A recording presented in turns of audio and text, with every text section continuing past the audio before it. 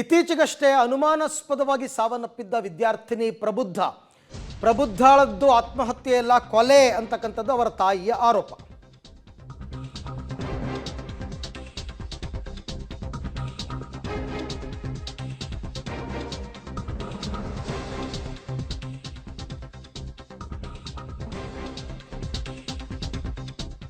Degree ವಿದ್ಯಾರ್ಥಿನಿ ಪ್ರಬುದ್ಧಾಳದ್ದು ಆತ್ಮಹತ್ಯೆಯಲ್ಲ ಕೊಲೆ ಅಂತಾರೆ ಅವ್ರ ತಾಯಿ.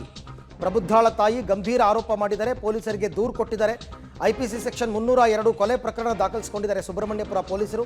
ಕಳೆದ 15ನೇ ತಾರೀಕು ಪ್ರಬುದ್ಧಾಳ ಸಾವಾಗಿತ್ತು. ಬಾತ್ರೂಮ್ನಲ್ಲಿ ಶವವಾಗಿ ಪತ್ತೆಯಾಗಿದ್ಲು 20 ವರ್ಷದ ಪ್ರಬುದ್ಧ. ಕತ್ತು ಕೈ ಕೊಯ್ದ ಸ್ಥಿತಿಯಲ್ಲಿ ಪತ್ತೆಯಾಗಿತ್ತು. ಮತ್ತು ಆಕೆಯ ತಾಯಿ ಹೇಳೋದು ತಲೆಯ ಹಿಂಭಾಗಕ್ಕೆ ಎದೆಯ ಭಾಗದಲ್ಲೆಲ್ಲ ಏಟಾಗಿತ್ತು, ಜೊತೆಗೆ ಕೈ ಮತ್ತು ಕತ್ತು ಕೊಯ್ದ ಸ್ಥಿತಿಯಲ್ಲಿತ್ತು. ಇದು ಖಂಡಿತ ಆತ್ಮಹತ್ಯೆ ಅಲ್ಲ, ಇದು ಕೊಲೆ ಅಂತ ಅವರು ಆರೋಪ ಮಾಡಿದರು.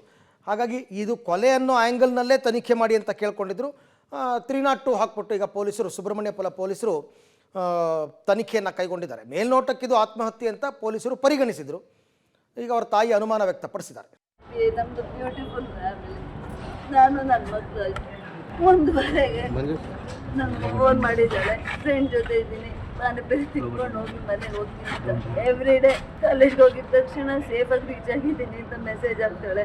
ಮನೆಗೆ ಬಂದಿದ್ದ ತಕ್ಷಣ ಸೇಫಾಗಿ ರೀಚ್ ಆಗ್ತೀನಿ ಅಂತ ಕಮ್ಯುನಿಕೇಶನ್ ಇರುತ್ತೆ. ಒಂದು ಕಾಲಿ ಫೋನ್ ಮಾಡ್ಬಿಟ್ಟು ಹಿಂಗೆ ಹೇಳಿದ್ದಾಳೆ. ಮೂರುವರೆಗೂ ಚೆನ್ನಾಗೇ ಇದ್ದಾಳೆ. ಆಮೇಲೆ ಏನಾಯ್ತು ಅಂತ ಮುಂದೆ ಆಫೀಸ್ ಮುಗಿಸ್ಕೊಂಡು ಮನೆಗೆ ಹೋಗೋದ್ರಲ್ಲಿ ಯಾರೋ ಏನೋ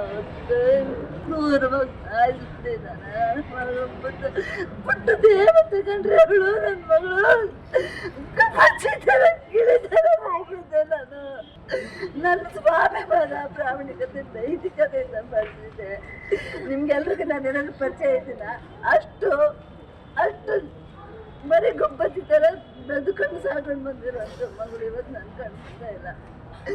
ಏನಾಗಿದೆ ಅಂತ ಗೊತ್ತಿಲ್ಲ. ಹಿಂದ್ಗಡೆ ಡೋರ್ ಓಪನ್ ಆಗಿದೆ, ಮುಂದ್ಗಡೆ ಡೋರ್ ಲಾಕ್ ಆಗಿದೆ. ಫೋನ್ ಅಲ್ಲೇ ಇದೆ. ನಾನು ಕಿಟಕಿಯಿಂದ ನೋಡ್ದೆ ಫೋನ್ ಸೋಫಾ ಮೇಲೆ ಇದೆ. ನಾನು ಹಾಸ್ಪಿಟ್ಲಿಗೆ ಹೋಗ್ಬಿಟ್ಟು ಬರೋಷ್ಟೆಲ್ಲ ಫೋನ್ ಕಳ್ತನ ಆಗಿದೆ. ಈ ಬಗ್ಗೆ ಮತ್ತಷ್ಟು ಮಾಹಿತಿ ನನ್ನ ಕೊಲೀಗ್ ಉಮೇಶ್ ಅವರಿಂದ ಪಡ್ಕೊಳ್ಳೋಣ. ಉಮೇಶ್, ಈಗ ಪ್ರಬುದ್ಧಾಳ ತಾಯಿ ಇದು ಆತ್ಮಹತ್ಯೆ ಎಲ್ಲ ಕೊಲೆ ಅಂತಕ್ಕಂಥ ಆರೋಪ ಮಾಡ್ತಾ ಇದ್ದಾರೆ. ಬಟ್ ಕೊಲೆ ಅಂದ ಮೇಲೆ ಯಾರ ಮೇಲಾದರೂ ಅನುಮಾನ ವ್ಯಕ್ತಪಡಿಸ್ಬೇಕಲ್ಲ, ಆ ಥರದ ಶತ್ರುಗಳು ಯಾರಾದರೂ ಇದ್ರ ದೂರಿನಲ್ಲಿ ಏನು ಅಂಶಗಳನ್ನ ಹೇಳಿದ್ದಾರೆ ಅವರು ಅಂತ? ಅರವಿಂದ್, ಕಳೆದ 15ನೇ ತಾರೀಕು ವಿದ್ಯಾರ್ಥಿನಿ ಪ್ರಬುದ್ಧ ತನ್ನ ಬಾತ್ರೂಮ್ನಲ್ಲಿ ಏನಂದ್ರೆ ಅನುಮಾನಾಸ್ಪದವಾಗಿ ಸಾವನ್ನಪ್ಪಿದ್ಲು. ಆ ಸಾವನ್ನಪ್ಪಿದ್ದಂಥ ಸಂದರ್ಭದಲ್ಲಿ ಆಕೆಯ ಕೈ ಮತ್ತು ಕುತ್ತಿಗೆ ಕುಯ್ದ ಸ್ಥಿತಿಯಲ್ಲಿ ಮೃತದೇಹ ಪತ್ತೆಯಾಗಿತ್ತು. ಆ ಸಂದರ್ಭದಲ್ಲಿ ಸ್ಥಳಕ್ಕೆ ಭೇಟಿ ನೀಡಿದಂಥ ಪೊಲೀಸರೇನಿದ್ರು ಪ್ರಾಥಮಿಕ ತನಿಖೆಯಲ್ಲಿ ಇದು ಆತ್ಮಹತ್ಯೆ ಅಂತ ಹೇಳಿದರು. ಆದರೂ ಕೂಡ ಅವರ ತಾಯಿ ಏನಿದ್ದಾರೆ ಅವರು ಇದು ಕೊಲೆ ಅನ್ನೋ ಆರೋಪದಲ್ಲಿ ಆರೋಪ ಮಾಡಿದರು. ಅದಕ್ಕೆ ಪ್ರಮುಖ ಕಾರಣ ಏನಂದರೆ ಕೈ ಕುಯ್ಕೊಂಡಿದ್ದಂತೂ ಮತ್ತು ಕತ್ತು ಕುಯ್ಕೊಂಡಿದ್ರ ಜೊತೆಗೆ ಮುಖ ಮತ್ತು ತಲೆ ಹಿಂಭಾಗಕ್ಕೆ ಗಾಯ ಆಗಿದೆ ಅನ್ನೋ ನಿಟ್ಟಿನಲ್ಲಿ ಆಕೆ ಗಂಭೀರ ಆರೋಪ ಮಾಡ್ತಾರೆ. ಆ ಸಂಬಂಧಪಟ್ಟಾಗೆ ಕೆಲವೊಬ್ಬರ ಮೇಲೆ ಆರೋಪ ಕೂಡ ಮಾಡಿದರು. ಈ ಸಂಬಂಧಪಟ್ಟಾಗಿ ಈಗಾಗಲೇ ಅನುಮಾನಾಸ್ಪದ ಏನು ಆತ್ಮಹತ್ಯೆ ಪ್ರಕರಣ ಏನಿತ್ತು ಇದನ್ನು ಕೊಲೆ ಪ್ರಕರಣ ಅಂತೇಳಿ FIR ದಾಖಲು ಮಾಡಿಕೊಂಡು ಆ ನಿಟ್ಟಿನಲ್ಲಿ ಈಗ ತನಿಖೆ ಶುರು ಮಾಡಿರುವಂಥದ್ದು. ಅವರ ತಾಯಿ ಹೇಳಿಕೆಗಳೇನಿದೆ ಅದನ್ನು ಆಧರಿಸಿ ಯಾವ ಕಾರಣಕ್ಕಾಗಿ ಈ ಘಟನೆ ನಡೀತು ಅನ್ನೋದ್ರ ಬಗ್ಗೆ ಕೂಡ ಈಗ ತನಿಖೆ ನಡೀತಾ ಇರುವಂಥದ್ದು. ಅವ್ರ ತಾಯಿ ಹೇಳಿದಂತೆ 4 ಕಡೆಗಳಲ್ಲಿ ಏನು ಗಾಯ ಆಗಿದೆ, ತಲೆ ಹಿಂಭಾಗ, ಮುಖ ಮತ್ತು ಕತ್ತಿನ ಭಾಗ ಮತ್ತು ಕೈ 4 ಕಡೆಗಳೇನು ಗಾಯ ಆಗಿದೆ.